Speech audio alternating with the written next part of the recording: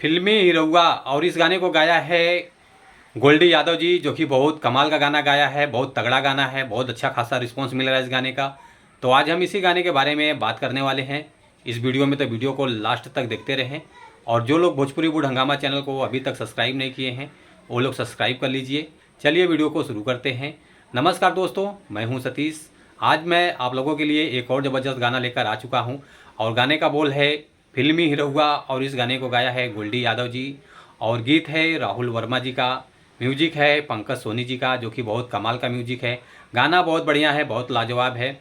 और ये गाना आप लोगों को देखने को मिलेगा वेब म्यूजिक चैनल से इस गाने को रिलीज़ किया गया है। और एक्ट्रेस नज़र आने वाले हैं नेहा जी और राहुल राय जी हैं। और गाने का रिस्पॉन्स जो है 7 घंटा हो गया गाने को रिलीज करके। 7 घंटे में 17,000 व्यूज़ आ चुका है। लाइक आया है 260 और कमेंट आया है 30, जो कि काफ़ी अच्छा गाना है। तो आप लोग इस गाने को सपोर्ट कीजिए, प्यार दुलार आशीर्वाद दीजिए और चैनल को भी सपोर्ट कीजिए, प्यार दुलार आशीर्वाद दीजिए।